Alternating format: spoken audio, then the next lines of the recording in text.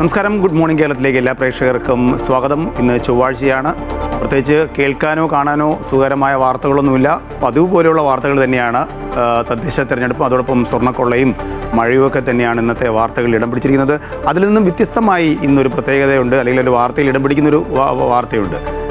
എത്യോപ്യയിലെ അഗ്നിപർവ്വതം പൊട്ടി എന്നുള്ളതാണ്.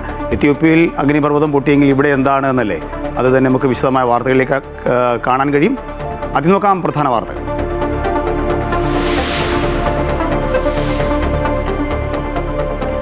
എത്യോപ്യയിലെ അഗ്നിപർവ്വത സ്ഫോടനത്തെ തുടർന്ന് വിമാന സർവീസുകൾ തടസ്സപ്പെട്ടു. നെടുമ്പാശ്ശേരിയിൽ നിന്നുള്ള സർവീസുകൾ ഇന്നും തടസ്സപ്പെട്ടേക്കും. ജിദ്ദയിലേക്കുള്ള സർവീസ് തടസ്സപ്പെട്ടത് ഉംറ തീർത്ഥാടകരെ വലച്ചു.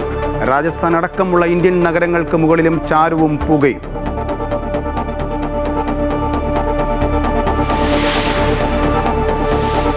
ശബരിമല സ്വർണ്ണക്കൊള്ള കേസിൽ മുൻ ദേവസ്വം കമ്മീഷണർ എൻ വാസുവിൻ്റെയും മുൻ തിരുവാഭരണം കമ്മീഷണർ കെ എസ് ബൈജുവിൻ്റെയും ജാമ്യാപേക്ഷകൾ ഇന്ന് കോടതിയിൽ. എ പത്മകുമാറിൻ്റെ SIT കസ്റ്റഡി അപേക്ഷ നാളെ പരിഗണിക്കും. വാസുവിനെ വിലങ്ങണിയിച്ച് കോടതിയിൽ കൊണ്ടുവന്ന പോലീസുകാർക്കെതിരെ നടപടി ഉണ്ടായേക്കും. വിവാദങ്ങൾക്കിടയിൽ ഇന്ന് CPM പത്തനംതിട്ട ജില്ലാ കമ്മിറ്റി.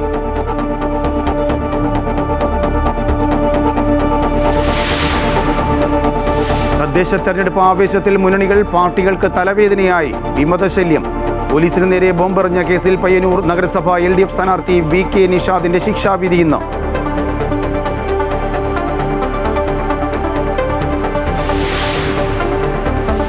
ധ്വജാരോഹണ ആഘോഷ നിറവിൽ അയോധ്യ ക്ഷേത്ര നഗരി. ശ്രീരാമക്ഷേത്രത്തിൽ ധ്വജാരോഹണം രാവിലെ 11 മണിക്ക് പ്രധാനമന്ത്രി നരേന്ദ്രമോദി നിർവഹിക്കും. RSS സർസംഘചാലക് ഡോക്ടർ മോഹൻ ഭാഗവത് പങ്കെടുക്കും.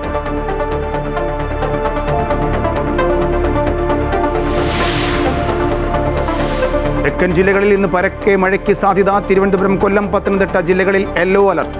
മത്സ്യത്തൊഴിലാളികൾക്ക് കടലിൽ പോകരുതെന്ന് മുന്നറിയിപ്പ്.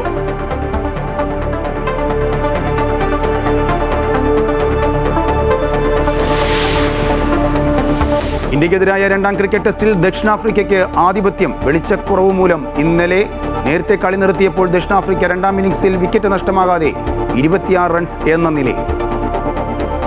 കിഴക്കൻ ആഫ്രിക്കൻ രാജ്യമായ എത്യോപ്യയിലെ ഹേലിഗുബ്ബി അഗ്നിപർവ്വതം പൊട്ടിത്തെറിച്ചതിന് പിന്നാലെ ഏഷ്യൻ രാജ്യങ്ങളിലെ വിമാന സർവീസുകൾ തടസ്സപ്പെട്ടു.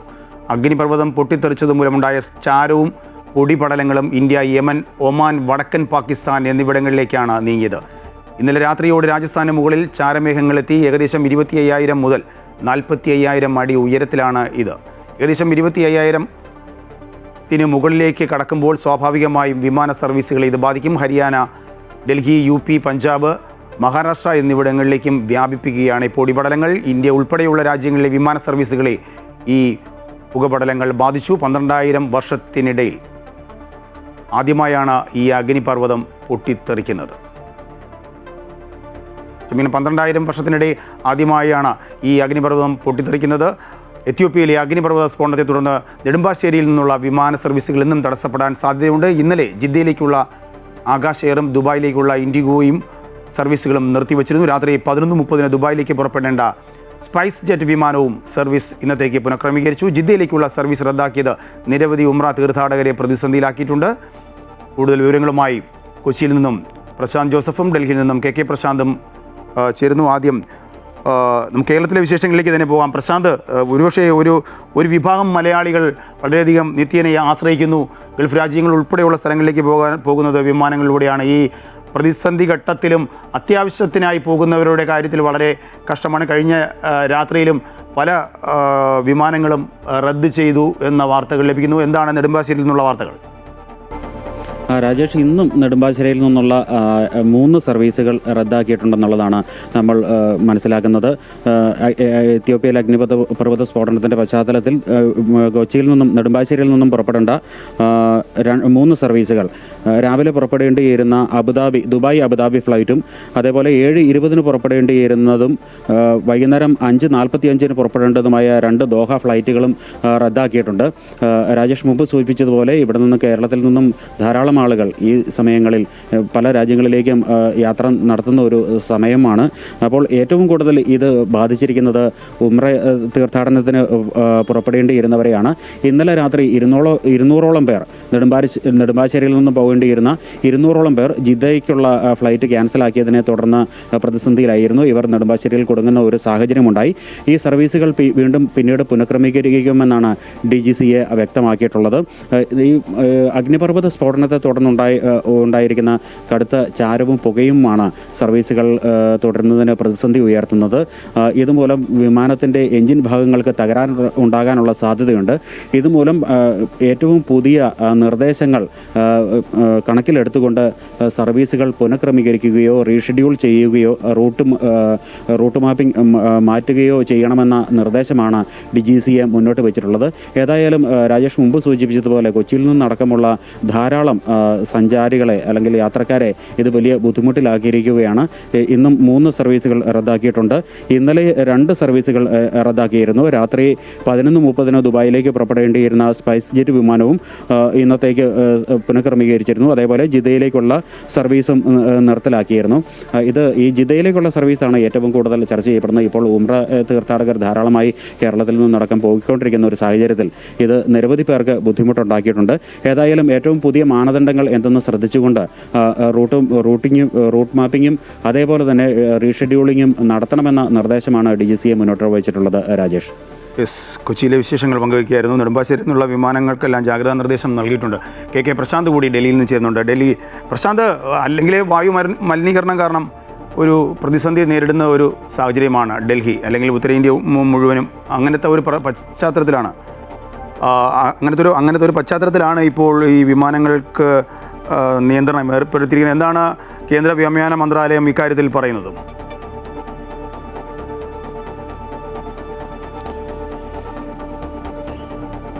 രാജേഷ്, വരുന്ന മണിക്കൂറിൽ കുറെ കൂടി രൂക്ഷമായി തന്നെ ഈ പുക എത്തിയേക്കാം, പൊടിപടലങ്ങൾ എത്തിയേക്കാം എന്നുള്ളതാണ് ഇപ്പോൾ കേന്ദ്ര സർക്കാർ നൽകിയിരിക്കുന്ന മുന്നറിയിപ്പ്. അതിന്റെ അടിസ്ഥാനത്തിൽ ഫ്ലൈറ്റ് സർവീസുകൾ കുറെ കൂടി വൈകുന്ന ഒരു സാഹചര്യം ഇപ്പോഴുണ്ട്.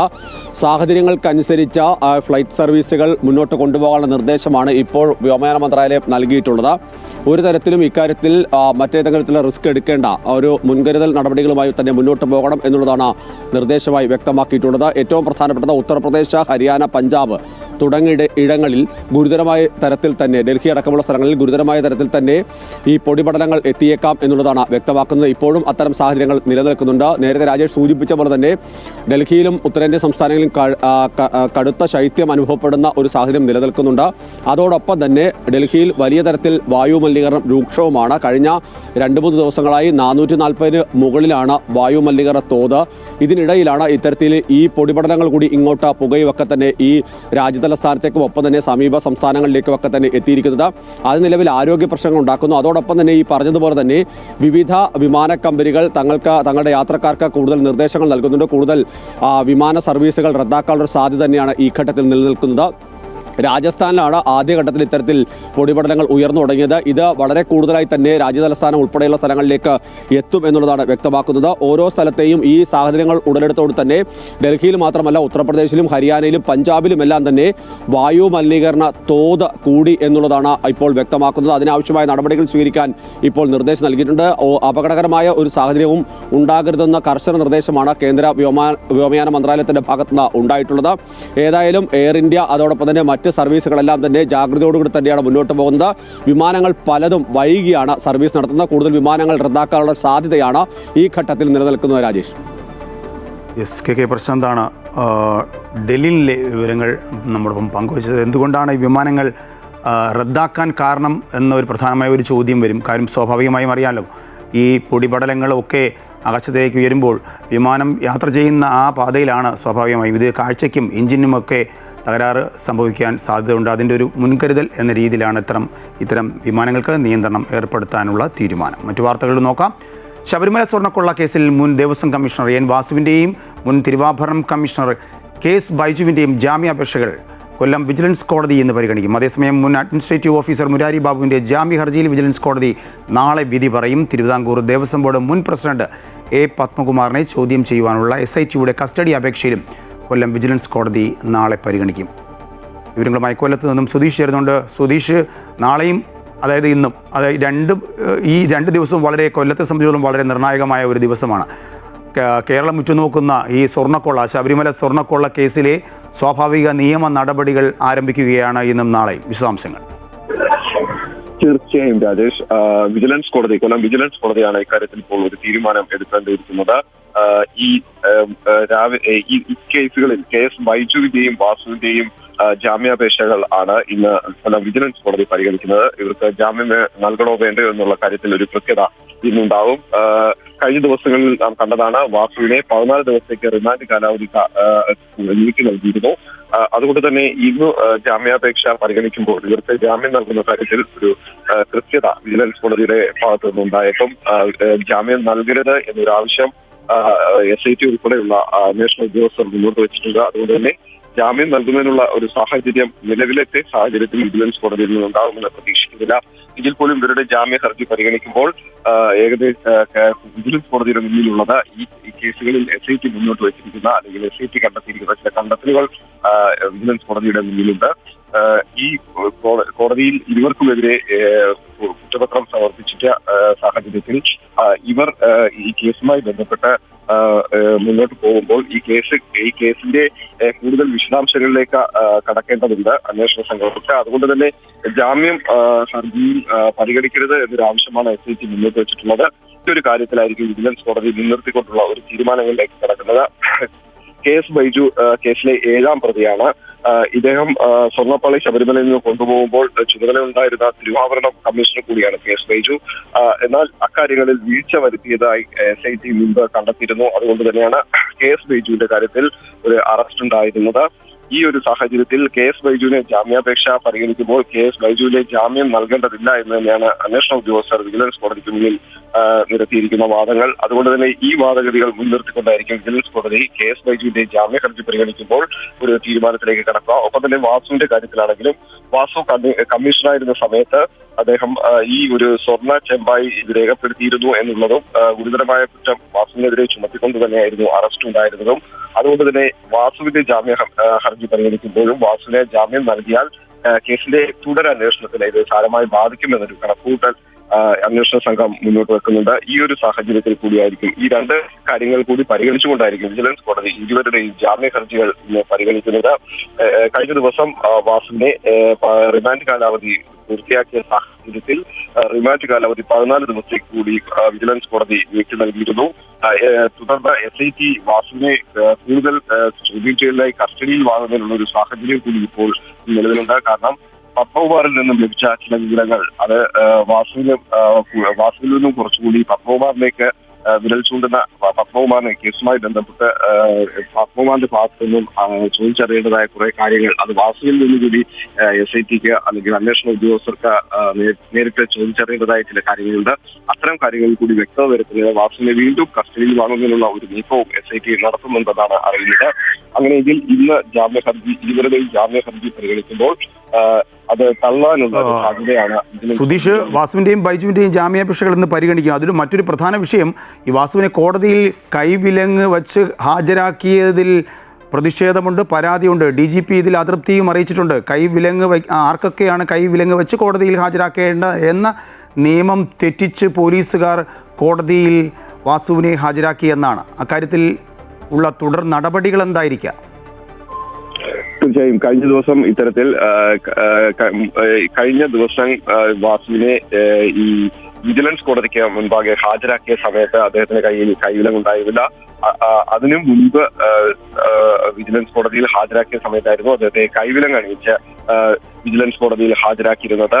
പക്ഷേ ആ സാഹചര്യത്തിൽ എന്തുകൊണ്ടാണ് ഒരു കുറ്റാരോപിതന് അല്ലെങ്കിൽ അദ്ദേഹത്തിനെതിരെ ഗുരുതരമായ കുറ്റങ്ങൾ ചുമത്തിയിട്ടുണ്ടെങ്കിൽ പോലും അദ്ദേഹം പോലീസ് കസ്റ്റഡിയിൽ നിന്നും ഒരു നിയന്ത്രണം ഭേദിച്ചുകൊണ്ട് രക്ഷപ്പെടാൻ ശ്രമിക്കുന്ന ഒരാളല്ല. അത്തരത്തിലുള്ള ഒരാളെ എന്തുകൊണ്ട് കൈവിലങ്ങ് അണിയിച്ചു പോലീസ് കോടതിക്ക് മുന്നിൽ ഹാജരാക്കി എന്നൊരു ചോദ്യമാണ് ഇപ്പോൾ പോലീസിലെ ഉന്നത വൃത്തങ്ങളിൽ നിന്നും വരുന്നത്.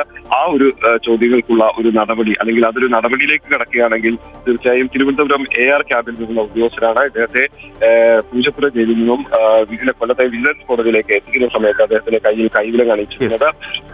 ഈ ഒരു സാഹചര്യത്തിൽ എന്തുകൊണ്ട് ഇദ്ദേഹത്തിന് ഇങ്ങനെ ഒരു സാഹചര്യം നേരിടേണ്ടി വന്നു, അല്ലെങ്കിൽ ഈ ഒരു കേസിൽ ഗുരുതരമായ അല്ലെങ്കിൽ ക്രമക്കേടുകൾ നടന്നിട്ടുണ്ട്, കാര്യങ്ങളൊക്കെ തന്നെ ശരിവെക്കുന്നു എങ്കിൽ പോലും ഈ പോലീസിന്റെ കസ്റ്റഡിയിൽ നിന്നും ചാടിപ്പോകാത്ത ഒരു പ്രതിക്ക് എന്തിന് കൈവിലങ്ങ് അണിയിച്ചു എന്നൊരു ചോദ്യത്തിൽ ആ ഒരു ചോദ്യത്തിലായിരിക്കും ഒരുപക്ഷെ നടപടിക്ക് സാധ്യത ഉണ്ടാവുന്നത്.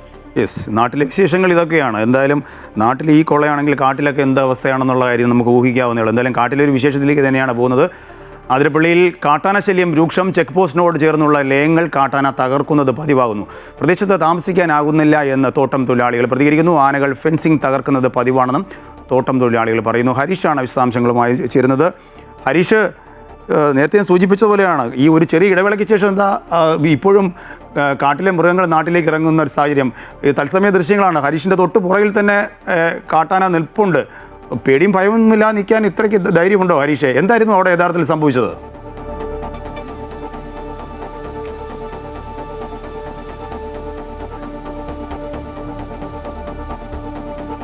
രാജേഷ്, നമുക്ക് സത്യം പറഞ്ഞാൽ ഇവിടെ നിൽക്കാൻ ഭയമാണ്. പക്ഷേ ഈ നാട്ടുകാർക്ക് അതില്ല. കാരണം ഇത് പതിവായ ഒരു കാഴ്ചയാണ് എന്നുള്ളതാണ്. ഞാനിപ്പോൾ നിൽക്കുന്നത് ഈ പ്രധാനമായും അതിരപ്പള്ളിയിൽ നിന്നും എറണാകുളത്തേക്കൊക്കെ പോകുന്ന ഒരു പ്രധാന പാത കൂടിയാണ്. ഈ ഒരു പാതയോരത്താണ് ഈ കാണാൻ സാധിക്കും ഒന്നല്ല രണ്ടല്ല മൂന്നല്ല 4 കാട്ടാനകളാണ് ഈ ഒരു രാവിലെ സമയത്ത് എത്തിയിരിക്കുന്നത് എന്നുള്ളതാണ്. ഇത് ഇവിടുത്തെ പതിവ് കാഴ്ചയാണ്. ഇതിൽ അത്ഭുതമൊന്നുമില്ല. ഇവിടെ നാട്ടുകാരോട് ചോദിച്ചാൽ ഇത് പതിവ് കാഴ്ചയാണ് എന്നുള്ളതാണ് അവരും പറയുന്നത്. മാത്രമല്ല ഇത് ഈ പാടിയോട് ചേർന്നുള്ള ലയങ്ങൾ, നിരവധി ലയങ്ങളാണ്. ഈ ലയങ്ങൾ ഓരോന്നായി ആനകൾ തകർക്കുന്ന ഒരു കാഴ്ച, അത് സ്ഥിരം കാഴ്ചയാണ്. ഇവിടെ ഒന്നും താമസിക്കാൻ പറ്റുന്നില്ല എന്നുള്ളതാണ് ഈ ഒരു പ്രദേശവാസികളും തോട്ടം തൊഴിലാളികളും പറയുന്നത് എന്നുള്ളതാണ്. ഈ റോഡിനോട് ചേർന്ന് നമുക്ക് ദൃശ്യങ്ങൾ തന്നെ കാണാം. റോഡിനോട് ചേർന്നാണ് ആനകൾ നിൽക്കുന്നത്. വാഹനങ്ങൾ നിരന്തരം പോകുന്ന ഈ ഒരു വഴിയിലേക്കാണ് കാട്ടാനകൾ ഇറങ്ങി വരുന്നത്. പ്രധാനമായി എണ്ണപ്പനയാണ്. നമുക്കറിയാം അതിരപ്പള്ളി മേഖല എന്ന് പറഞ്ഞാൽ നിരവധി എണ്ണപ്പനകളുള്ള മേഖലയാണ്. ഈ എണ്ണപ്പന തിന്നാനും അതിൻ്റെ കുരു കഴിക്കാനുമായിട്ട് ആന ഇത്തരത്തിൽ കാട്ടിൽ നിന്ന് ഇറങ്ങി വരുന്നത് പതിവാണ്. പക്ഷേ ഇത് രാത്രിയെന്നോ പകലെന്നോ ഇല്ല, ഏത് സമയത്തും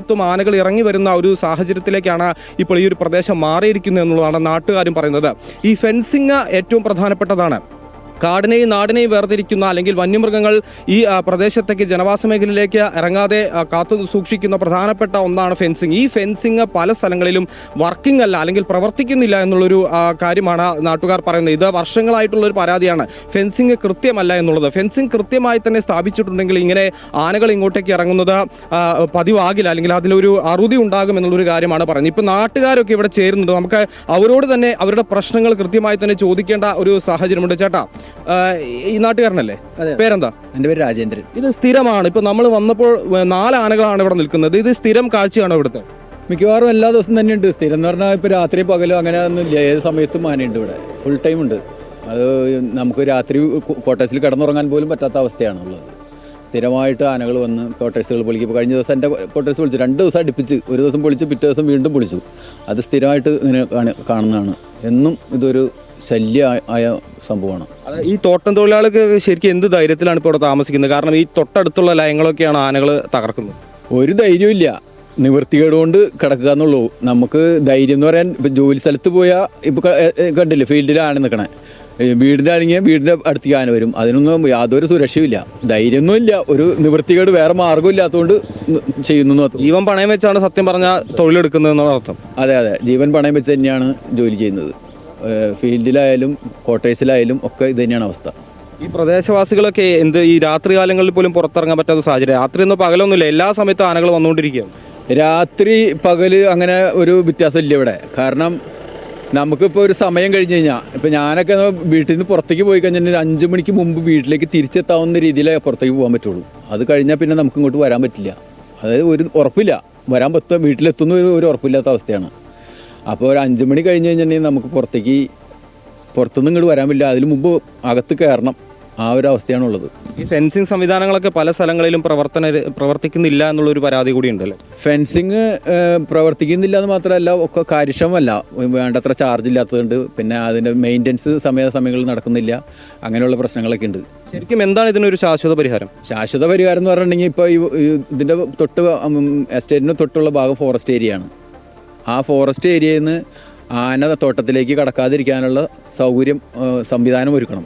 അതിന് നല്ല പവർ ഫെൻസിങ് തന്നെയാണ് ഏറ്റവും ചെയ്യാൻ പറ്റുന്ന കാര്യങ്ങളുള്ളൂ. അല്ലെങ്കിൽ പിന്നെ ട്രെഞ്ച് പോലുള്ള സാധനങ്ങൾ, അതൊന്നും മറ്റു മൃഗങ്ങളെ കൂടി ഇങ്ങോട്ട് കടക്കാൻ പറ്റാത്ത ഒരു സാഹചര്യം ഉള്ളതുകൊണ്ട് അതിന് ഫോറസ്റ്റിന് അനുവാദം കിട്ടും തോന്നില്ല. പക്ഷേ പവർ ഫെൻസിങ് എടുക്കുക, നല്ല രീതിയിൽ പവർ ഫെൻസിങ് ഇട്ട് അത് മെയിൻറ്റെയിൻ ചെയ്ത് പോവുകയാണെങ്കിൽ ഒരു പരിധി വരെ തടയാൻ പറ്റും. എന്തായാലും ഭീതിയിൽ തന്നെയാണല്ലേ നാട്ടുകാർ വളരെയധികം ഭീതിയിലാണ്. ജീവിക്കാൻ പറ്റാത്ത സാഹചര്യം. ഞാൻ പറഞ്ഞില്ലേ, ഒത്തിരി ആളുകൾ ജോലി വേണ്ടെന്ന് വെച്ച് പോയി.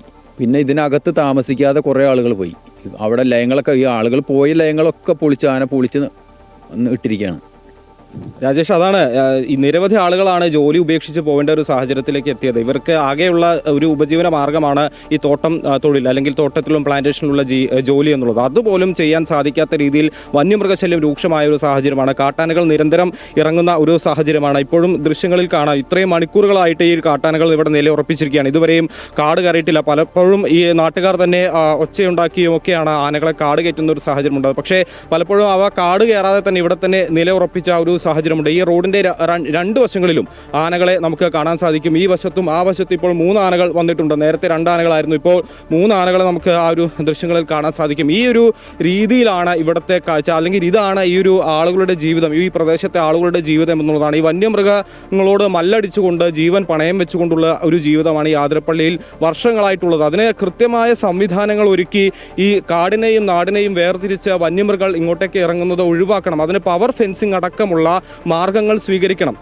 ഈ പ്രദേശത്തൊന്നും ട്രെഞ്ച് അല്ലെങ്കിൽ അത്തരത്തിലുള്ള സംവിധാനങ്ങൾ പ്രാവർത്തികമാക്കാൻ ബുദ്ധിമുട്ടുണ്ട് എന്നാണ് നാട്ടുകാർ പറയുന്നത്. ഇവിടെ ആകെ ഈ വന്യമൃഗങ്ങളെ പ്രതിരോധിക്കാൻ പവർ ഫെൻസിങ് അടക്കമുള്ള സംവിധാനങ്ങൾ ഒരുക്കുക എന്ന് മാത്രമാണ് ചെയ്യാനുള്ളത്. അത് എത്രയും പെട്ടെന്ന് വനംവകുപ്പ് അധികൃതർ അല്ലെങ്കിൽ ഇതുമായി ബന്ധപ്പെട്ട അധികൃതർ ഒരുക്കണം എന്നുള്ളൊരു കാര്യം കൂടിയാണ് ഇപ്പോൾ പ്രദേശവാസികൾ പറയുന്നത്. അല്ലെങ്കിൽ ഇവരുടെ ഉപജീവന മാർഗ്ഗമാണ് മുടങ്ങുന്നത്. മാത്രമല്ല ജീവനടക്കം പണയം വെച്ച് ഇവിടെ നിൽക്കേണ്ട ഒരു സാഹചര്യമാണ്. പല ആളുകളും ഈ ജോലി വിട്ടു പോകേണ്ട ഒരു സാഹചര്യമാണ്. അത്തരത്തിൽ വലിയ ഒരു ദുരിതമാണ് ഈ ഒരു പ്രദേശവാസികൾ അനുഭവിക്കുന്നത്. രാജേഷ്, ശരി ഹരീഷ്, ജാഗ്രത വേണം. കാരണം എന്ന് പറഞ്ഞാൽ ആനയ്ക്ക് ഇത്രയും വലിയ സൈസുള്ളതുകൊണ്ട് പെട്ടെന്ന് ഓടാനൊന്നും കഴിയില്ല എന്നാണ് സ്വാഭാവികമായും ചില ആൾക്കാരുടെ ധാരണ. ഒരിക്കലുമല്ല, കടുവയും പുലിയും സിംഹമൊക്കെ ഓടുന്നതിന് തൊട്ട് പിന്നിലായി ഉള്ള സ്പീഡ് ആനയ്ക്കുണ്ട്. ആനയുടെ ഓട്ടം അത്രയ്ക്കാണ്. അത് അറിയാവുന്നവർക്ക് തന്നെ അറിയാം.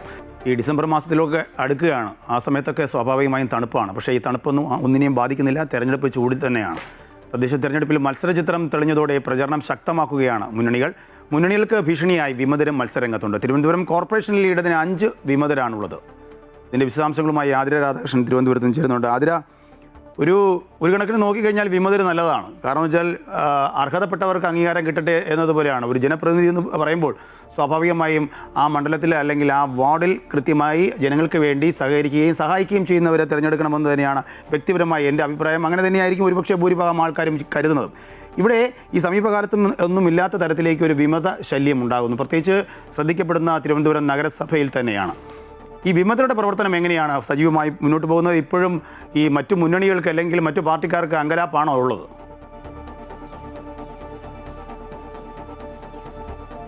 രാജേഷ്, ഏതായാലും മുന്നണികൾക്ക് പക്ഷേ ഒരു ആശങ്കയാണ് ഈ വിമതശല്യം എന്ന് പറയുന്നത്. കാരണം ഈ കഴിഞ്ഞ ദിവസമായിരുന്നു സ്ഥാനാർത്ഥിത്വം പിൻവലിക്കാനുള്ള അവസാന തീയതി. ആ ഒരു സമയം കഴിഞ്ഞതോടെ ഒരു മത്സര ചിത്രമൊക്കെ തന്നെ ഏകദേശം സംസ്ഥാനത്ത് ഈ തദ്ദേശ തെരഞ്ഞെടുപ്പുമായി ബന്ധപ്പെട്ട് തെളിഞ്ഞിട്ടുണ്ട്. ഈ സ്ഥാനാർത്ഥിത്വം പിൻവലിക്കാനുള്ള തീയതികളിലൊക്കെ തന്നെ ഈ വിമതരെ അനുനയിപ്പിക്കാനുള്ള നീക്കങ്ങൾ പല രീതിയിൽ മുന്നണികളൊക്കെ തന്നെ പയറ്റി നോക്കി. പക്ഷേ അധികമൊന്നും ഏറ്റില്ല എന്ന് വേണം പറയാൻ. കാരണം വിമതരെല്ലാം തന്നെ അത്തരത്തിൽ മത്സര സജീവമായി ഉണ്ട്. പ്രവർത്തനങ്ങളൊക്കെ തന്നെ ആരംഭിച്ചു. പ്രചരണങ്ങളൊക്കെ തന്നെ ശക്തമായ രീതിയിൽ മുന്നോട്ട് പോകുകയാണ്.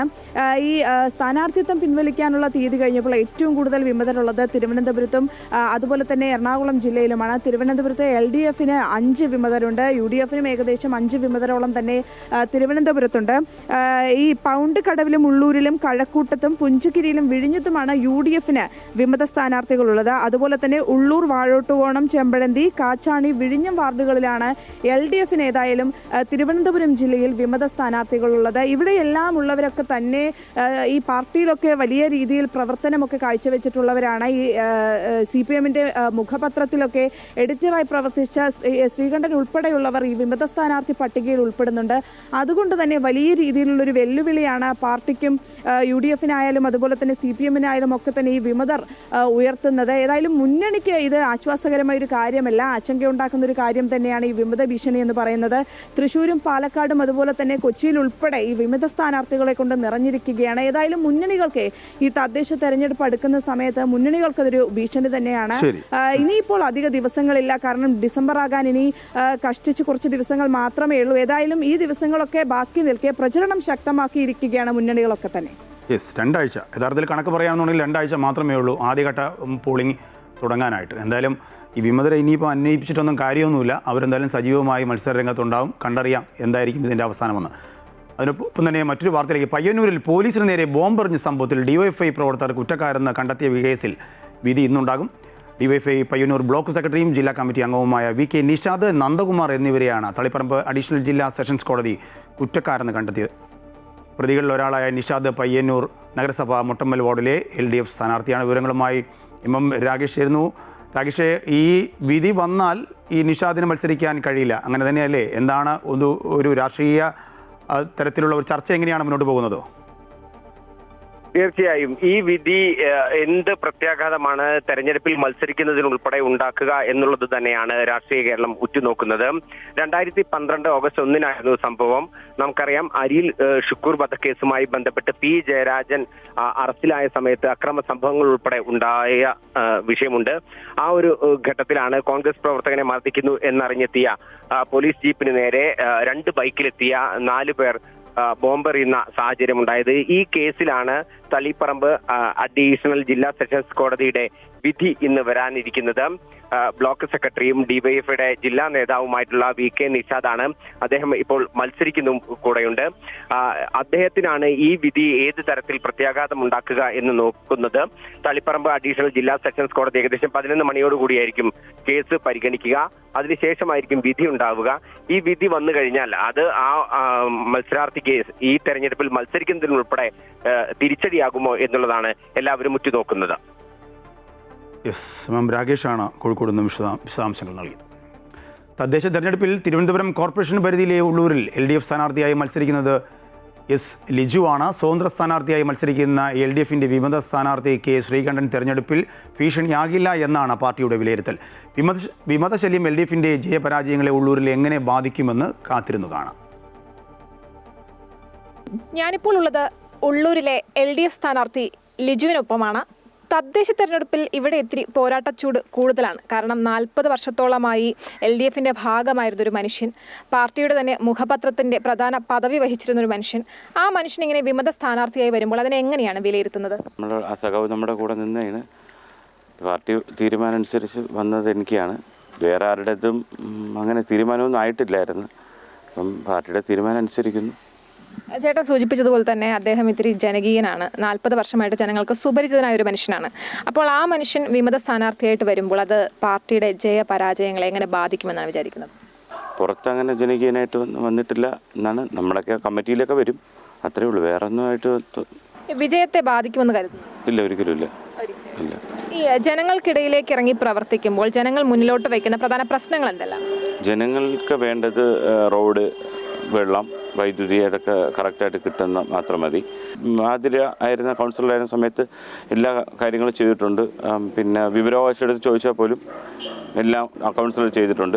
ഇപ്പോൾ അതിൻ്റെ പിന്നെ തുടർച്ചയായിട്ടുള്ള കാര്യങ്ങൾ ഉണ്ടാവും. ഇപ്പോൾ താങ്കൾ സൂചിപ്പിച്ചതുപോലെ തന്നെ ഇത്തരത്തിൽ ഈ പാർട്ടിയുടെ ഭാഗത്തു നിന്നും ഇത്രയും കാലം പാർട്ടിയുടെ ഭാഗമായിരുന്ന ഒരാൾക്ക് വിമതനായി വരുന്നത് സാധാരണമായിട്ടുള്ളൊരു കാര്യമല്ല.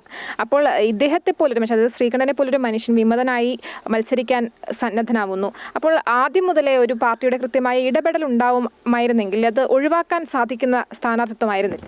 പാർട്ടിയെ വഞ്ചിച്ചുകൊണ്ട് ഇങ്ങനെ ചെയ്യുന്നത് തെറ്റല്ലേ? പാർട്ടി എന്ന് വെച്ചാൽ എപ്പോഴും ഒരുപോലെ എല്ലാവരും പാർട്ടിയാണ് നോക്കുന്നത്, വ്യക്തികളെ അല്ല. അപ്പോൾ നേതൃത്വത്തിൻ്റെ ഒരു ഇടപെടൽ ഇല്ലാതിരുന്നത് എന്ന് തോന്നുന്നുണ്ടോ? ഒരിക്കലുമില്ല. എൻ്റെ അടുത്ത് പാർട്ടി ആവശ്യപ്പെട്ട അനുസരിച്ച് ഞാൻ പ്രവർത്തിക്കുന്നു. എൻ്റെ അച്ഛനും പണ്ട് പാർട്ടിയിൽ വളരെ വർഷങ്ങൾക്ക് മുമ്പേ ഉണ്ടായിരുന്ന ആളാണ്. പൊങ്ങുമൂട് ഒരു വാർഡുണ്ടായിരുന്നു. പൊങ്ങുമൂട് വാർഡുണ്ടായിരുന്നപ്പോഴത്തേക്ക് അച്ഛനായിരുന്നു സ്ഥാനാർത്ഥിയുടെ തീരുമാനിച്ചത്. അദ്ദേഹത്തിന് ആ സമയത്ത് അധികം മതിലൊക്കെ പെയിൻ്റ് അടിച്ച് പേരൊക്കെ എഴുതിക്കൊണ്ടിരുന്ന സമയത്താണ് പാർട്ടിയുടെ പിന്നെ ഒരു തീരുമാനം വന്നത്. ആ സീറ്റ് അന്ന് DIC ഘടകകക്ഷിയായിട്ട് വന്നപ്പോൾ അവർക്ക് കൊടുത്തു. ആ പൊങ്ങുമൂടെന്നുള്ള വാർഡ് നേരത്തെ ഇല്ലായിരുന്നു, അപ്പോഴും വന്നതാണ്. അപ്പോൾ DICക്ക് കൊടുത്തതിന് ശേഷം എൻ്റെ അച്ഛനോട് മാറാൻ പറഞ്ഞപ്പം പാർട്ടിയിലെ അനുസരണയുള്ള ഒരു അച്ചടക്ക പ്രവർത്തനം എന്നുള്ള അച്ചടക്കമുള്ള പ്രവർത്തനം എന്നുള്ള രീതിയിൽ അച്ഛൻ മാറിക്കൊടുത്തു. അല്ല, അച്ഛൻ അന്ന് വിമതനായിട്ടൊന്നും പോയിട്ടില്ല. എന്തായാലും എല്ലാവിധ ആശംസകളും. തദ്ദേശ തെരഞ്ഞെടുപ്പിൽ ഈ വിമതശല്യം വിനയാകുമോ എന്ന് കാത്തിരുന്ന് തന്നെ കാണണം. ക്യാമറാമാൻ രതീഷിനൊപ്പം ദേവിക ചന്ദ്രൻ, അമൃത ന്യൂസ്, തിരുവനന്തപുരം. ഈ ഉള്ളൂരെന്ന് കേട്ടപ്പോൾ ഉള്ളിൽ നിന്ന് ഒരു ഉൾവിളി ഉണ്ടായ ഒരു തോന്നില്ല. കാരണം എൻ്റെ തൊട്ടടുത്ത ഒരു വാർഡാണ്, ഉള്ളൂരാണ് സ്ഥലമെങ്കിൽ പോലും തൊട്ടടുത്ത ഒരു വാർഡാണ്. ഒരു സ്വാഭാവികമായും അവിടുത്തെ ഒരു രാഷ്ട്രീയം മുമ്പൊന്നും വിമത ശല്യമില്ലായിരുന്നു. ഇപ്പോൾ ഈ സൂചിപ്പിച്ചതുപോലെ LDFന് മാത്രമല്ല UDFനും വിമത ശല്യമുണ്ട്. എന്തായാലും നേരത്തെ സൂചിപ്പിച്ചതുപോലെ ഈ തെരഞ്ഞെടുപ്പ് എങ്ങനെ അവസാനിക്കുക അല്ലെങ്കിൽ ഇതിൻ്റെ റിസൾട്ട് വരുമ്പം എങ്ങനെയാകുമെന്ന് അറിയാം. പ്രത്യേകിച്ച് കോർപ്പറേഷനാണ്, നല്ല വാശിയേറിയ മത്സരമാണ്. UDFന് അപ്പുറത്തേക്ക് BJP അല്ലെങ്കിൽ NDA ആണ് സജീവമായി ഇവിടെ പ്രതിപക്ഷ സ്ഥാനത്ത് കഴിഞ്ഞ പ്രാവശ്യം ഉണ്ടായിരുന്നത്. അവരും സജീവമായി മത്സരരംഗത്തുമുണ്ട്. മറ്റു വിശേഷങ്ങൾ കൂടി നോക്കാം. യുവതലമുറ തെരഞ്ഞെടുപ്പിനോട് താല്പര്യക്കുറവ് പ്രകടിപ്പിക്കുന്നു എന്നാണ് പൊതുവെയുള്ള വിലയിരുത്തൽ. വോട്ട് ചേർക്കാൻ പോലും അവർ തയ്യാറാകുന്നില്ല എന്നും വിമർശനം ഉയർന്നിട്ടുണ്ട്. ഇതേപ്പറ്റി യുവാക്കൾക്ക് എന്താണ് പറയാനുള്ളതെന്ന് കേട്ടുനോക്കാം. ജനാധിപത്യം നേരിടുന്ന വെല്ലുവിളികളിൽ ഏറ്റവും പ്രധാനപ്പെട്ട ഒന്നാണ് യുവതലമുറയ്ക്ക് തെരഞ്ഞെടുപ്പിനോടുള്ള നിസ്സംഗതയും വിമുഖതയും. ഈ താല്പര്യമില്ലായ്മയ്ക്ക് കാരണം എന്താണ്? പറയേണ്ടത് അവർ തന്നെയാണ്. ചോദിക്കാം.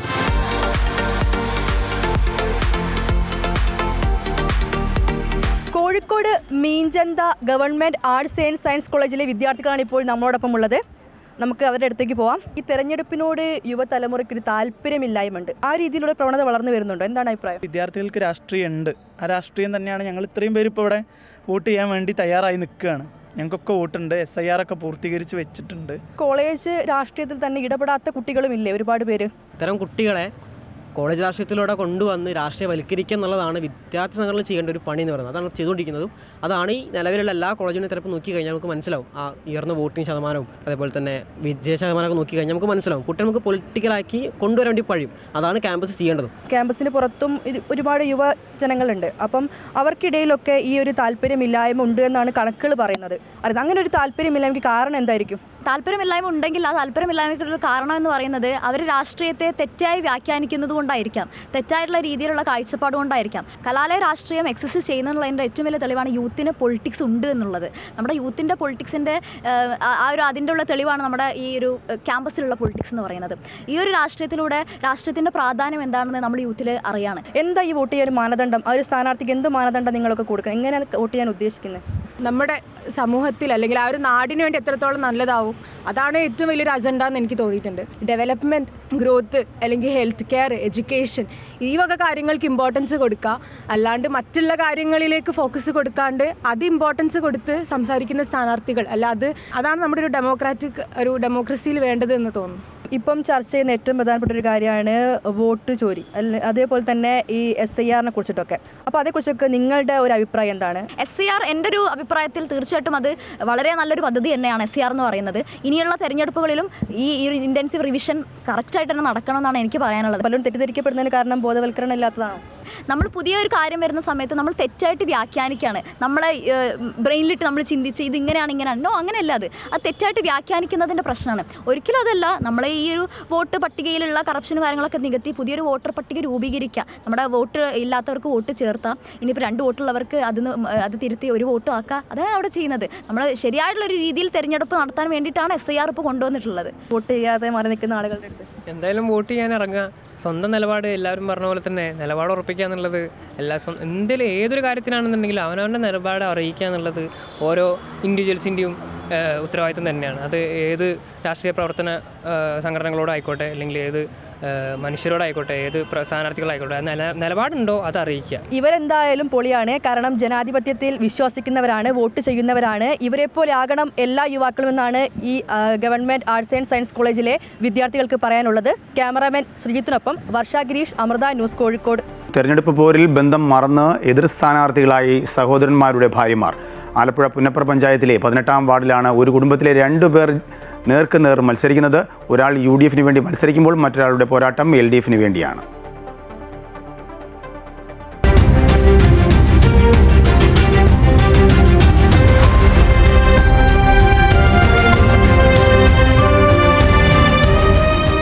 പുന്നപ്ര തെക്ക് പഞ്ചായത്ത് 18-ാം വാർഡിലാണ് ഈ വ്യത്യസ്തമായ കാഴ്ച. ഒരു കുടുംബത്തിലെ സഹോദരന്മാരുടെ ഭാര്യമാരാണ് നേർക്കുനേർ പോരടിക്കുവാൻ ഒരുങ്ങുന്നത്. കറുകപ്പറമ്പിൽ വീട്ടിലെ സഹോദരന്മാരായ സോണി ജോസഫ്, ബാബു ജോസഫ് എന്നിവരുടെ ഭാര്യമാരാണ് കോൺഗ്രസ് CPM സ്ഥാനാർത്ഥികളായി മത്സര രംഗത്തുള്ളത്. UDF സ്ഥാനാർത്ഥിയാണ് സോണിയുടെ ഭാര്യ ജസി. ബാബുവിന്റെ ഭാര്യ തങ്കച്ചി LDF സ്ഥാനാർത്ഥിയും. 15 വർഷക്കാലം വാർഡിൽ തൊഴിലുറപ്പുമേറ്റായി ജനങ്ങൾക്കിടയിൽ പ്രവർത്തിച്ചതിന്റെ അനുഭവ സമ്പത്തുമായാണ് തങ്കച്ചി ബാബു ഇടതുപക്ഷത്തിന്റെ ഭാഗമായി ജനവിധി തേടുന്നത്. എന്നാൽ ഭർത്താവ് ബാബു ജോസഫ് ആകട്ടെ ഒത്ത കോൺഗ്രസ് നേതാവും. ഇതേ വാർഡിൽ ബാബു ഒരു വട്ടം സ്വതന്ത്രനായും കഴിഞ്ഞ പഞ്ചായത്ത് തിരഞ്ഞെടുപ്പിൽ UDF സ്ഥാനാർത്ഥിയായും മത്സരിച്ചെങ്കിലും പരാജയപ്പെട്ടിരുന്നു. ഭദ്ര സഹോദരന്റെ ഭാര്യയാണ് മുഖ്യ എതിരാളിയെങ്കിലും തികഞ്ഞ വിജയ പ്രതീക്ഷയിലാണ് തങ്കച്ചി. ഞങ്ങളിവിടെ മേറ്റായിട്ട് ഞാൻ 19 വർഷമായിട്ട് മേറ്റായിട്ട് ഇവിടെ തുടരുകയാണ്. പഞ്ചായത്തിലെ ADS ആണ്, CDS ആണ്, കുടുംബശ്രീ സെക്രട്ടറിയാണ് വർഷങ്ങളായിട്ട്. അപ്പം ഇപ്പം എനിക്കൊരു മത്സരിക്കുന്ന അവസരം കിട്ടി, ഞാൻ മത്സരിക്കുന്നു. എനിക്ക് പൂർണ്ണ പിന്തുണ തരുന്നുണ്ട് എൻ്റെ ജനങ്ങൾ. ഞാൻ കൊണ്ടുവരുന്ന എൻ്റെ തൊഴിലാളികൾ എൻ്റെ ഒപ്പം ഉണ്ട്. പിന്നെ വിജയം ഉറപ്പുവരുത്തിക്കൊണ്ടാണ് ഞാൻ ഈ മത്സര രംഗത്തോട്ട് ഇറങ്ങി വന്നത്. UDFന് മുൻതൂക്കമുള്ള വാർഡിൽ നിലവിലെ പഞ്ചായത്ത് പ്രസിഡന്റ് CPMന്റെ PG സൈറസ് ആയിരുന്നു കഴിഞ്ഞ തവണ ജയിച്ചത്. എന്നാൽ വാർഡ് വിഭജനം വന്നതോടെ 16ാം വാർഡ് 18ാം വാർഡായി പരിണമിച്ചു. ഒപ്പം കോൺഗ്രസിന് മുൻതൂക്കവും വർദ്ധിച്ചു. അതിനാൽ തന്നെ വൻ ഭൂരിപക്ഷത്തിൽ വിജയിക്കാനാകുമെന്ന പ്രതീക്ഷയിൽ തന്നെയാണ് UDF സ്ഥാനാർത്ഥി ജസിയും. ഇപ്പം നമ്മൾ പുതിയ വാർഡ് ഇപ്പോൾ 11ന്റെ പകുതിയുണ്ട്, 2 ഉണ്ട്, 16ന്റെ പകുതിയുണ്ട്, 3 വാർഡ് ചേർന്നതാണ് പുതിയ 18ാം വാർഡ്. അപ്പോൾ സപ്പോർട്ടുണ്ട്, നല്ല സപ്പോർട്ടാണ്. പിന്നെ UDFന്റെ വാർഡാണ്, കുഴപ്പമില്ല, വിജയസാധ്യത ഉണ്ടെന്നാണ്. ആത്മവിശ്വാസത്തിന് കോട്ടം വരുത്താതെ ഇരുമുന്നണിയിലെയും സ്ഥാനാർത്ഥികൾ മാറ്റുരയ്ക്കുമ്പോൾ കുടുംബത്തിനുള്ളിലെ സ്നേഹബന്ധങ്ങൾക്ക് അപ്പുറം ഉറച്ച രാഷ്ട്രീയ പോരാട്ടത്തിന് കൂടിയാകും പുന്നപ്ര പഞ്ചായത്ത് സാക്ഷ്യം വഹിക്കുക. അമൃത ന്യൂസ്, ആലപ്പുഴ. പ്രചാരണങ്ങൾക്ക് കൊഴുപ്പേകാൻ വ്യത്യസ്തമായ പ്രചരണ സാമഗ്രികൾക്കും ഡിമാൻഡ് ഏറുകയാണ്. ആലപ്പുഴയിലെ വർഷങ്ങൾ പഴക്കമുള്ള ഒരു കടയുടെ വിശേഷത്തിലേക്ക്. വ്യത്യസ്തമായ ആശയങ്ങളും പ്രത്യയശാസ്ത്രങ്ങളുമാണെങ്കിലും അവർ അഭിപ്രായ ഭിന്നതകളില്ലാതെ ഒരേ മനസ്സുമായി ഒന്നിച്ചു ചേർന്നിരുന്നു. ചുറ്റിക അരിവാൾ നക്ഷത്രവും അരിവാളും നെൽക്കതിരും കൈപ്പത്തിയും താമരയും 2 ഇലയും. വലിയ വിജയങ്ങൾക്കും നൊമ്പരപ്പെടുത്തുന്ന പരാജയങ്ങൾക്കും മൂകസാക്ഷിയാകുവാൻ R. കുമാരസ്വാമി റെഡ്ഡിയാരുടെ ആ ഒറ്റമുറി കടയിൽ തങ്ങളെ തേടിയെത്തുന്ന പ്രവർത്തകരെ കാത്ത്. തദ്ദേശ സ്വയംഭരണ തെരഞ്ഞെടുപ്പിന് കളം മുറുകിയതോടെ തെരഞ്ഞെടുപ്പ് പ്രചരണ സാമഗ്രികൾക്ക് ആവശ്യക്കാർ ഏറുകയാണ്. ന്യൂ ബസാറിലെ റെഡ്ഡിയാരുടെ 65 വർഷം പഴക്കമുള്ള ജ്യോതി ടെക്സ്റ്റൈൽസ് ആണ് ആലപ്പുഴ നഗരത്തിലെ പ്രധാന ശ്രദ്ധാകേന്ദ്രം. ആൾക്കാർ ഒത്തിരി വരുന്നുണ്ട്. പല സൈസ് കൊടി ചോദിച്ച് കച്ചവടം നടക്കുന്നുണ്ട്, തെറ്റില്ലാത്ത കച്ചവടം നടക്കുന്നുണ്ട്. 4 വർഷങ്ങൾക്ക് മുൻപ് വസ്ത്രവ്യാപാരത്തിൽ ഇടിവ് സംഭവിച്ചപ്പോഴാണ് കുമാരസ്വാമി റെഡ്ഡിയാർ കൊടികളുടെയും മറ്റും കച്ചവടം ആരംഭിച്ചത്. 65 വർഷമായി വസ്ത്രവ്യാപാര രംഗത്ത് തുടരുന്ന സ്വാമിക്ക് ഇന്ന് ഈ മേഖല സമ്മാനിക്കുന്നത് മികച്ച നേട്ടമാണ്. പുതിയ കാലത്തിന്റെ മാറ്റങ്ങൾ ഉൾക്കൊണ്ട് വ്യത്യസ്തമായ പ്രചരണ സാമഗ്രികൾക്കാകട്ടെ ഡിമാൻഡും ഏറെയാണ്. ഷാളുകൾ, തൊപ്പികൾ, വ്യത്യസ്തമായ കൊടികൾ, ബാഡ്ജുകൾ, തോരണങ്ങൾ തുടങ്ങി തെരഞ്ഞെടുപ്പിനെ കളറാക്കാൻ വേണ്ടതെല്ലാം ഉണ്ട് ഈ ചെറിയ ഒറ്റമുറി കടയിൽ. സ്ഥാനാർത്ഥികളും മുന്നണികളും തെരഞ്ഞെടുപ്പ് ചൂടിലേക്ക് കടക്കുമ്പോൾ പ്രചരണങ്ങൾക്ക് കൊഴുപ്പേകാൻ ആലപ്പുഴ നഗരവും ജ്യോതി ടെക്സ്റ്റൈൽസും തയ്യാറായി കഴിഞ്ഞു. Amrita News, Alappuzha. Saranamritham powered by Dhanlaxmi Bank. Banking on relationships Forever.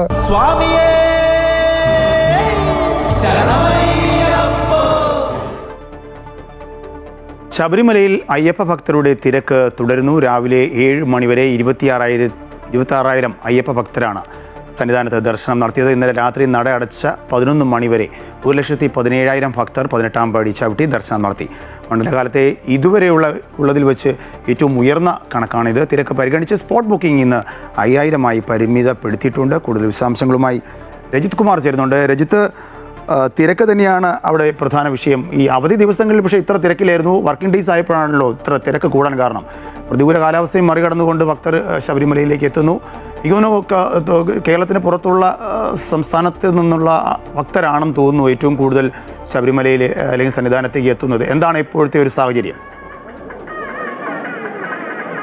Rajesh, തുടർച്ചയായി 2ാം ദിവസവും ശബരിമലയിൽ അയ്യപ്പ ഭക്തരുടെ തിരക്ക് തുടരുന്നു എന്നത് തന്നെയാണ് ഏറ്റവും പ്രധാന കാര്യം. രാവിലെ മുതൽ തന്നെ അയ്യപ്പ ഭക്തർ കൂടുതലായി ശബരിമലയിലേക്ക് എത്തുന്നതാണ്. ഇന്നിപ്പോൾ 7 മണി വരെയുള്ള കണക്ക് തന്നെ പരിശോധിച്ചാൽ 26,000-ഓളം അയ്യപ്പ ഭക്തർ സന്നിധാനത്ത് ദർശനം നടത്തി കഴിഞ്ഞു എന്നതാണ്. അതുകൊണ്ട് തന്നെ കൂടുതൽ പേരും ഇന്നും ഇങ്ങോട്ടേക്ക് എത്തുകയാണ്. ഇന്നലെ നമുക്ക് അറിയാം, ഇന്നലെ ഏകദേശം 11 മണി വരെ, ഇന്നലെ നട അടയ്ക്കുന്നിടം വരെ 1,17,000 അയ്യപ്പ ഭക്തരാണ് ദർശനം നടത്തിയിരിക്കുന്നത്. അത് തന്നെ ഏറ്റവും വലിയ കണക്കാണ്. ഈ മണ്ഡല കാലം ആരംഭിച്ചതിന് ശേഷമുള്ള ഏറ്റവും വലിയൊരു കണക്കാണ് ഈ 1,17,000 എന്നത്. കഴിഞ്ഞ ദിവസം 1,00,000-ലധികം അയ്യപ്പ ഭക്തർ എത്തിയ ആദ്യ ദിവസമായിരുന്നു ശബരിമലയിൽ വലിയൊരു തിക്കും തിരക്കും അനുഭവപ്പെടുന്ന ഒരു സാഹചര്യം ഉണ്ടായിരുന്നു. തുടർന്ന് കൃത്യമായ തിരക്കു നിയന്ത്രണത്തിലേക്ക് പോലീസും അതുപോലെ തന്നെ കേന്ദ്രസേനയും കടന്നതോടുകൂടിയാണ് ഇന്നലെ 1,17,000 അയ്യപ്പ ഭക്തർ ദർശനം നടത്തി മടങ്ങുന്ന ഒരു സാഹചര്യം ഉണ്ടായി. എന്നാൽ മണിക്കൂറുകൾ കാത്തു നിൽക്കേണ്ട ഒരു സാഹചര്യം അയ്യപ്പ ഭക്തർക്ക് ഉണ്ടായി എന്നതാണ്. ഇന്നലെയും 6 മണിക്കൂറോളം അയ്യപ്പ ഭക്തർ വൈകുന്നേരം ദർശനത്തിനായി ക്യൂ നിൽക്കേണ്ട ഒരു സാഹചര്യമുണ്ടായി. മരക്കൂട്ടം വരെ അയ്യപ്പ ഭക്തരുടെ തിരക്ക് നീളുന്ന ഒരു കാഴ്ച കണ്ടു. എന്നാൽ ഇന്നും രാവിലെയും അത് തന്നെയായിരുന്നു സ്ഥിതി. നട തുറന്ന സമയത്തുൾപ്പെടെ മരക്കൂട്ടം വരെ അയ്യപ്പ ഭക്തരുടെ തിരക്ക് തുടരുന്ന ഒരു സാഹചര്യമായിരുന്നു. 6 മണിക്കൂർ അധികം ക്യൂ നിൽക്കേണ്ട ഒരു സാഹചര്യമുണ്ടായി. എന്നാൽ ഇപ്പോൾ അയ്യപ്പ ഭക്തർ തുടർച്ചയായി വന്ന് തൊഴുതു പോകുന്ന ഒരു സാഹചര്യമുണ്ട് എങ്കിൽ തന്നെയും നല്ല തിരക്ക് അനുഭവപ്പെടുന്നുണ്ട്. നേരത്തെ രാജേഷ് സൂചിപ്പിച്ചതുപോലെ തന്നെ പ്രതികൂലമായ കാലാവസ്ഥയൊക്കെ മറികടന്നുകൊണ്ടാണ് ഇവരൊക്കെയും ശബരിമലയിലേക്ക് എത്തിക്കൊണ്ടിരിക്കുന്നത്. പമ്പയിൽ നിന്നും ഇന്നലെ വൈകിട്ട് അല്ലെങ്കിൽ ഇന്നലെ ഉച്ചയ്ക്ക് മുമ്പ് തുടങ്ങിയ മഴ തുടർച്ചയായി തന്നെ തുടരുകയാണ്.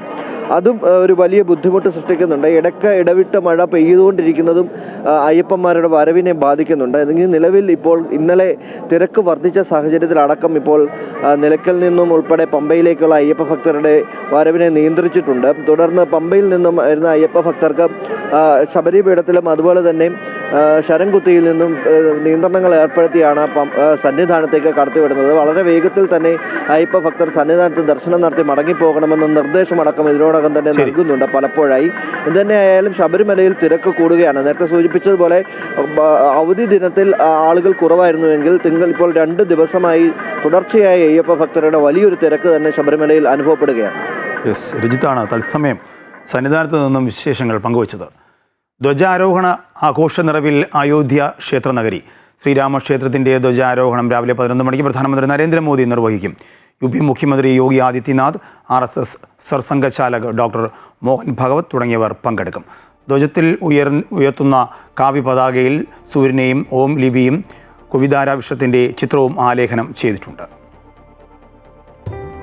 അയോധ്യയിലെ പ്രസിദ്ധമായ 12 ക്ഷേത്രങ്ങളിൽ നിന്നുള്ള ശോഭായാത്രകൾ രാംജന്മഭൂമിയിൽ സംഗമിക്കുന്നതോടെ ശ്രീരാമ മന്ത്രങ്ങളാൽ മുഖരിതമാകും അയോധ്യ നഗരി. രാവിലെ അയോധ്യയിൽ എത്തിച്ചേരുന്ന പ്രധാനമന്ത്രി നരേന്ദ്രമോദി ഹനുമാൻഘടി ക്ഷേത്ര ദർശനത്തിനും രാംലല്ല ദർശനത്തിനും ശേഷം 11:58 മുതൽ 1 മണി വരെയുള്ള ശുഭമുഹൂർത്തത്തിൽ ധ്വജാരോഹണം നടത്തും. പതാക ഉയർന്നയുടൻ അയോധ്യയിലെ ക്ഷേത്രങ്ങളിലും ആശ്രമങ്ങളിലും വീടുകളിലും മണിനാദം മുഴങ്ങും. കാവിനിറത്തിലുള്ള പതാകയിൽ സൂര്യനെയും ഓംലിപിയും കൊവിതാര വൃക്ഷത്തിന്റെ ചിത്രവും ആലേഖനം ചെയ്തിട്ടുണ്ട്. അയോധ്യയുടെ പാരമ്പര്യത്തെയും സൂര്യവംശത്തെയും രാമായണത്തിന്റെ ആത്മീയ പ്രതീകങ്ങളെയും പതാകയിൽ സമന്വയിപ്പിച്ചിട്ടുണ്ട്. ഏറെ പ്രത്യേകതകളുള്ളതാണ് ധ്വജത്തിൽ ഉയർത്തുന്ന ഭഗവത് പതാക. 121 ആചാര്യന്മാരുടെ കാർമ്മികത്വത്തിലാണ് ചടങ്ങുകൾ. UP മുഖ്യമന്ത്രി യോഗി ആദിത്യനാഥ്, RSS സർസംഘചാലക് ഡോക്ടർ മോഹൻ ഭാഗവത്, അമിതാഭ് ബച്ചൻ ഉൾപ്പെടെയുള്ള ബോളിവുഡ് സിനിമാ താരങ്ങൾ, സച്ചിൻ ടെണ്ടുൽക്കർ, MS ധോണി തുടങ്ങി പ്രത്യേകം ക്ഷണിക്കപ്പെട്ട 6000 അതിഥികളും ചടങ്ങിൽ പങ്കെടുക്കും. ധ്വജാരോഹണത്തിന്റെ ഭാഗമായി പ്രത്യേക പൂജകൾ ഇന്നലെ മുതൽ ആരംഭിച്ചിരുന്നു. സരയൂ നദിക്കരയിൽ 3 ദിവസം പ്രത്യേക ആരതിയും നടക്കുന്നുണ്ട്. ചടങ്ങുകൾക്കെത്തുന്ന പ്രധാനമന്ത്രി നരേന്ദ്രമോദി അയോധ്യയിൽ രാംപഥിൽ റോഡ് ഷോ നടത്തും. ക്ഷേത്ര നിർമ്മാണത്തിൽ പങ്കാളികളായ എഞ്ചിനീയർമാരുമായും തൊഴിലാളികളുമായും കൂടിക്കാഴ്ച നടത്തുന്ന പ്രധാനമന്ത്രി 3 മണിക്കൂറിലധികം അയോധ്യയിൽ ചെലവഴിക്കും. അമൃത ന്യൂസ്, ന്യൂഡൽഹി. കോഴിക്കോട് അത്തോളി സ്വദേശി അഖിൽ നിർമ്മിച്ച അയോധ്യയിലെ രാമക്ഷേത്രത്തിൻ്റെ മനോഹരമായ മിനിയേച്ചർ ഒന്ന് കാണാം. മുൻപും നിരവധി മിനിയേച്ചറുകൾ നിർമ്മിച്ച അഖിൽ അയോധ്യ രാമക്ഷേത്രത്തിൻ്റെ മാതൃകകൾ ഇല്ലാതെയാണ് ക്ഷേത്രത്തിൻ്റെ മിനിയേച്ചർ നിർമ്മിച്ചത്.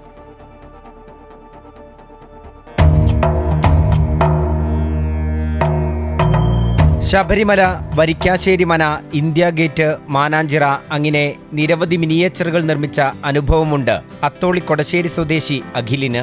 പക്ഷേ 2020 പ്രധാനമന്ത്രിയുടെ നേതൃത്വത്തിൽ നിർമ്മാണം ആരംഭിച്ച അയോധ്യയിലെ രാമക്ഷേത്രത്തിന് മാതൃകകൾ ഇല്ലെന്നതായിരുന്നു മിനിയേച്ചർ നിർമ്മാണത്തിലെ അഖിലിന്റെ മുന്നിലെ വെല്ലുവിളി. ഇതിന്റെ ഫോട്ടോസ് തീരെ എങ്ങനെ നോക്കിയിട്ടും കിട്ടാതായപ്പോൾ പോയ ആൾക്കാരോട് ചോദിച്ചപ്പോഴാണ് അറിയുന്നത് അവിടെ മൊബൈലും ക്യാമറ ഒന്നും ഉപയോഗിക്കാൻ പറ്റില്ല, ഫോട്ടോസ് ഒന്നും എടുക്കാൻ പറ്റില്ല എന്നുള്ളത് കിട്ടുന്നത്. അപ്പോൾ ഉള്ള ഫോട്ടോ വെച്ചിട്ട് എൻ്റെ ഒരു ഊഹം വെച്ചിട്ട് കുറേ അങ്ങനെ ചെയ്ത വർക്കാണ്. ഏതാണ്ട് ഒരു മാസത്തോളം എടുത്ത് വർക്ക് ചെയ്യാൻ വേണ്ടിയിട്ട്. കംപ്ലീറ്റ് മെറ്റീരിയൽ ഫോറക് ഷീറ്റ് തന്നെയാണ്, ബേസ് വന്നിട്ട് മൾട്ടിവുഡാണ്. ഈ ഫോട്ടോസ് നോക്കുന്ന സമയത്ത് നമുക്ക് ഒരു സ്കൈ വ്യൂ തന്നെ കറക്റ്റായിട്ട് കിട്ടിയിട്ടില്ലായിരുന്നു. ഓരോ ഭാഗത്തിൻ്റെ അളവൊക്കെ കിട്ടാൻ വേണ്ടിയിട്ട് കുറച്ചൊരു ബുദ്ധിമുട്ടായിട്ട് വന്നു. മുൻപ് ശബരിമല ചെയ്തിട്ടുണ്ട്, വരിക്കാശ്ശേരി മന, ഇന്ത്യ ഗേറ്റ്, അതുപോലെ കോഴിക്കോടുള്ള മാനാഞ്ചിറ കവാടം ചെയ്തിട്ടുണ്ട്. പിന്നെ വീടുകൾ ചെയ്തിട്ടുണ്ട്. പിന്നെ പാലക്കാടുള്ള മറ്റേ ബയോമെഡിക്കലിൻ്റെ പ്ലാന്റ് മൊത്തമായിട്ട് ചെയ്തു. ശബരിമല, വരിക്കാശ്ശേരി മന എന്നിവയെല്ലാം ഫോട്ടോ നോക്കിയാണ് അഖിൽ നിർമ്മിച്ചത്. ശബരിമലയുടെ മിനിയേച്ചർ ഉണ്ടാക്കിയതിനു ശേഷമാണ് അഖിൽ ശബരിമലയിൽ ദർശനം നടത്തിയത്. അഖിലിന്റെ അയോധ്യ രാമക്ഷേത്രം കാണാനെത്തുന്ന സുഹൃത്തുക്കളും അയൽവാസികളുമെല്ലാം നന്നായെന്ന് പറയുന്നതിന്റെ സന്തോഷമുണ്ടിപ്പോൾ അഖിലിന്. അഖിലിന്റെ കരവിരുതിന് പിന്തുണയുമായി ഭാര്യ രേഷ്മയും കുടുംബങ്ങളും കൂടെയുണ്ട്. MM Ragesh, Amrita News, Kozhikode. ഭക്തിയുടെ നിറവിൽ തിരുവനന്തപുരം ശ്രീ പത്മനാഭസ്വാമി ക്ഷേത്രത്തിൽ മുറജപം തുടരുന്നു. 6 വർഷത്തിലൊരിക്കൽ നടത്തുന്ന മുറജപത്തിൻ്റെ ഭാഗമായി പത്മതീർത്ഥക്കരയിൽ ജലജപവും നടക്കുന്നുണ്ട്. ശ്രീ പത്മനാഭസ്വാമി ക്ഷേത്രം ദൈവമന്ത്രങ്ങളാൽ മുഖരിതമാണ്. 7 മുറകളിലായി ഋഗ്, യജുസ്, സാമം എന്നീ 3 വേദങ്ങളാണ് ജപിക്കുന്നത്. മുറജപം പൂർത്തിയാക്കുന്ന ജനുവരി 15-ന് ലക്ഷദീപവും തെളിയിക്കും. ആധുനിക തിരുവിതാംകൂറിന്റെ സൃഷ്ടാവായ അനിഴം തിരുനാൾ മാർത്താണ്ഡവർമ്മ മഹാരാജാവാണ് ക്ഷേത്രത്തിൽ മുറജപത്തിന് തുടക്കം കുറിച്ചത്. കാഞ്ചീപുരം, പേജാവർ എന്നിവിടങ്ങളിൽ നിന്നുള്ള ദൈവപണ്ഡിതന്മാരും കേരളത്തിലെ വിവിധ ബ്രാഹ്മണ സഭകളിലെയും യോഗക്ഷേമ സഭകളിലെയും പണ്ഡിതരാണ് ദൈവമന്ത്രങ്ങൾ ഉരുവിടുന്നത്.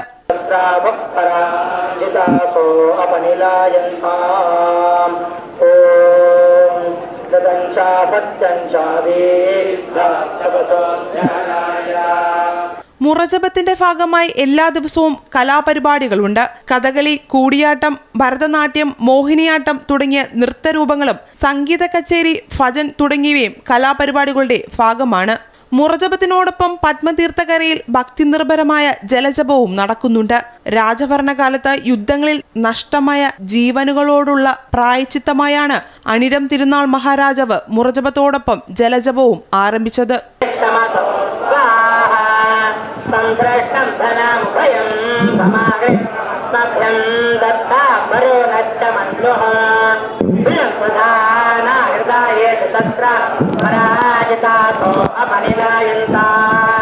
പത്മതീർത്ഥകുളത്തിൽ ഇറങ്ങി ദൈവമന്ത്രങ്ങളും സഹസ്രനാമവും ചൊല്ലിയാണ് ജലജപം.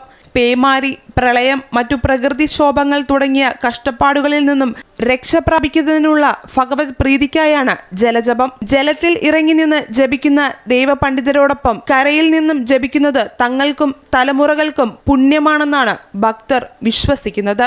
അമൃത ന്യൂസ്, തിരുവനന്തപുരം. നടി ആക്രമിക്കപ്പെട്ട കേസിൽ വിധി പറയാനുള്ള തീയതി വിചാരണ കോടതി ഇന്ന് തീരുമാനിച്ചേക്കും. എറണാകുളം പ്രിൻസിപ്പൽ സെഷൻസ് കോടതിയാണ് കേസ് പരിഗണിക്കുന്നത്. ഈ മാസം 20-ന് തീരുമാനമുണ്ടാകാത്തതിനെ തുടർന്നാണ് കേസ് ഇന്നത്തേക്ക് മാറ്റിയത്. അന്തിമ വാദങ്ങൾ പൂർത്തിയായിട്ടും പ്രോസിക്യൂഷൻ ഉന്നയിച്ച ആരോപണങ്ങളിലെ വിവിധ സംശയങ്ങൾക്ക് മറുപടി നൽകുന്ന ഘട്ടം ഇപ്പോൾ തുടരുകയാണ്. കേസിൽ 10 പ്രതികളാണുള്ളത്. ഇതിൽ പൾസർ സുനി എന്നറിയപ്പെടുന്ന സുനിൽ കുമാർ 1-ാം പ്രതിയും നടൻ ദിലീപ് 8-ാം പ്രതിയുമാണ്. ആക്രമണം ആസൂത്രണം ചെയ്ത ഗൂഢാലോചനയിൽ പങ്കുണ്ടെന്ന ആരോപണമാണ് ദിലീപിനെതിരെ ചുമത്തിയിരിക്കുന്നത്.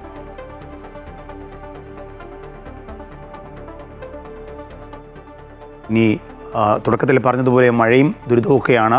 തെക്കൻ ജില്ലകളിൽ ഇന്ന് പരക്കെ മഴ ലഭിക്കും. തിരുവനന്തപുരം, കൊല്ലം, പത്തനംതിട്ട ജില്ലകളിൽ യെല്ലോ അലർട്ട് നൽകിയിട്ടുണ്ട്. മറ്റ് ജില്ലകളിൽ ഇടത്തരം മഴ ലഭിക്കും. മത്സ്യത്തൊഴിലാളികൾ കടലിൽ പോകരുതെന്ന മുന്നറിയിപ്പും നൽകിയിട്ടുണ്ട്. ആതിര രാധാകൃഷ്ണൻ ചെയ്യുന്നുണ്ട് വിശദാംശങ്ങളുമായി തിരുവനന്തപുരത്ത് നിന്നും. ആതിര, കഴിഞ്ഞ 2-3 ദിവസമായി തിരുവനന്തപുരത്ത് ദുരിത മഴയാണ്. പക്ഷേ മധ്യ കേരളത്തിനപ്പുറത്തേക്ക് അല്ലെങ്കിൽ വടക്കൻ കേരളത്തിലൊന്നും കാര്യമായ മഴയില്ല. എന്തായാലും തെക്കൻ കേരളത്തിൽ കാര്യമായ മഴയുണ്ട്. പക്ഷേ ഇന്ന് രാവിലെ തെളിഞ്ഞ കാലാവസ്ഥയാണെന്ന് തോന്നുന്നു. എന്താണ് ഇന്നത്തെ മുന്നറിയിപ്പ്? രാജേഷ്, സംസ്ഥാനത്ത് ഏതായാലും ഇന്നും നാളെയും ശക്തമായ മഴ തുടരുമെന്ന് തന്നെയാണ് കാലാവസ്ഥാ വകുപ്പ് നൽകുന്ന മുന്നറിയിപ്പ്. ഇന്ന് ഏതായാലും തിരുവനന്തപുരം, കൊല്ലം, പത്തനംതിട്ട ജില്ലകളിൽ യെല്ലോ അലർട്ട് നൽകിയിട്ടുണ്ട്. നാളെ തിരുവനന്തപുരത്ത് മാത്രമാണ് യെല്ലോ അലർട്ട് ഉള്ളത്. ഇന്ന് 25-ാം തീയതി, അതായത് ഇന്ന് വരെ സംസ്ഥാനത്ത് മത്സ്യബന്ധനത്തിന് വിലക്കുണ്ട്. കേരള, ലക്ഷദ്വീപ് തീരങ്ങളിലാണ് മത്സ്യബന്ധനത്തിന് വിലക്ക് ഏർപ്പെടുത്തിയിട്ടുള്ളത്. ഇടിമിന്നലോടുകൂടിയ ശക്തമായ മഴയുടെ സാധ്യതയാണ് കാലാവസ്ഥാ വകുപ്പ് പ്രഖ്യാപിച്ചിട്ടുള്ളത്. മണിക്കൂറിൽ ഏകദേശം 40 മുതൽ 55 കിലോമീറ്റർ വരെ വേഗതയിൽ കാറ്റ് വീശാനുള്ള സാധ്യതയുമുണ്ട്. അതുകൊണ്ട് പൊതുജനങ്ങൾ ജാഗ്രത പാലിക്കണമെന്ന നിർദ്ദേശവും നൽകിയിട്ടുണ്ട്. ഇന്ന് ഏതായാലും സംസ്ഥാനത്ത് രാവിലെ മഴ അല്പം മാറി നിൽക്കുന്നുണ്ട്. ഒരുപക്ഷെ വൈകുന്നേരത്തോടുകൂടി മഴ ശക്തമാകാനുള്ളൊരു സാധ്യതയും സംസ്ഥാനത്തുണ്ട്.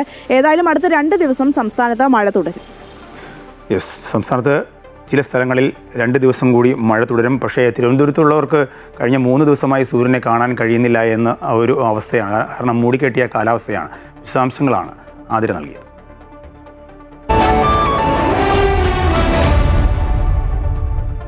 വിപണി വിലയിരുത്തലുമായി ധനകാര്യ ഓഹരി വിദഗ്ധൻ കെ ദിലീപ് ചേരുന്നുണ്ട്. ദിലീപ്, കഴിഞ്ഞ ദിവസം ആശ്വാസകരമായിരുന്നു, പക്ഷേ എങ്കിൽ പോലും ഈ ഏറ്റക്കുറച്ചിലുകൾ സ്വാഭാവികമായും വരുന്നുണ്ടല്ലോ. ഈ ആഴ്ചയിലെ വിപണി അല്ലെങ്കിൽ ഇന്നത്തെ വിപണിയെ എങ്ങനെ പ്രതീക്ഷിക്കാം?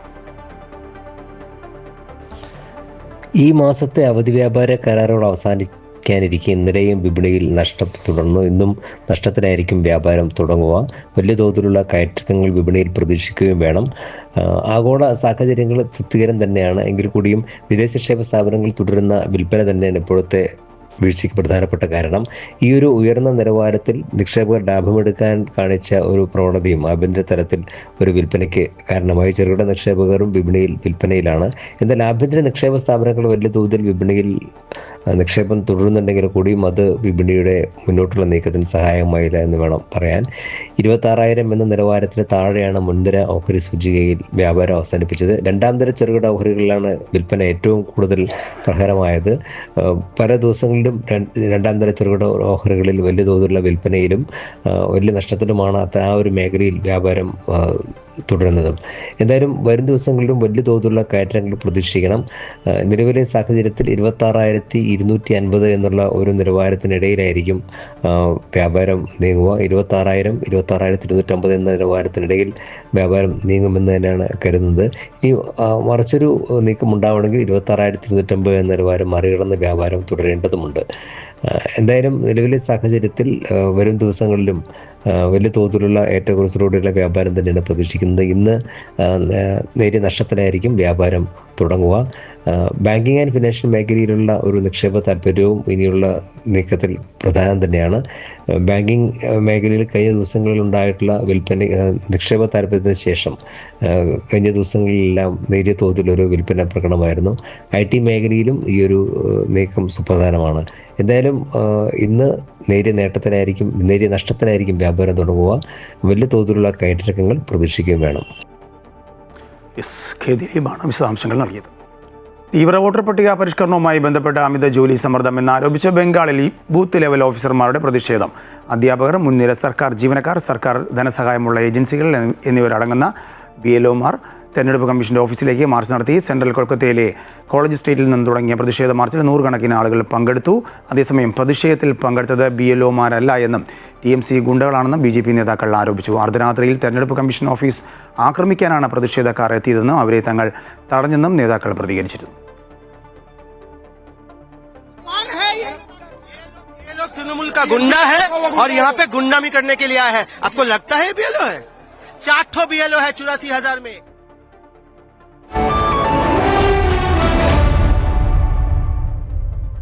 ഇനി കായിക വാർത്തകൾ നോക്കാം. ഇന്ത്യക്കെതിരായ 2ാം ക്രിക്കറ്റ് ടെസ്റ്റിൽ ദക്ഷിണാഫ്രിക്കൻ ആധിപത്യം വെളിച്ചക്കുറവ് മൂലം ഇന്നലെ നേരത്തെ കളി നിർത്തിയപ്പോൾ ദക്ഷിണാഫ്രിക്ക 2ാം ഇന്നിംഗ്സിൽ വിക്കറ്റ് നഷ്ടമാകാതെ 26 റൺസ് എന്ന നിലയിലാണ്.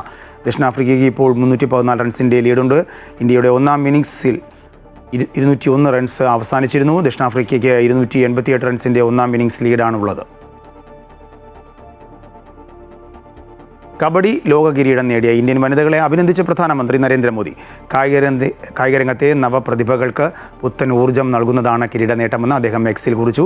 ചൈനീസ് തായ്പേയിയെ തകർത്താണ് ടീം കബഡി ലോക കിരീടം നേടിയത്. ഇന്ത്യയുടെ തുടർച്ചയായ 2ാം കിരീടമാണിത്. 11 രാജ്യങ്ങൾ പങ്കെടുത്ത ടൂർണമെൻറ്റിൽ ഒരു മത്സരവും തോൽക്കാതെയാണ് ടീം ഇന്ത്യയുടെ നേട്ടം. ഫൈനലിൽ ചൈനീസ് തായ്പേയിയെ 35-28 ഇന്ത്യ തകർത്തത്.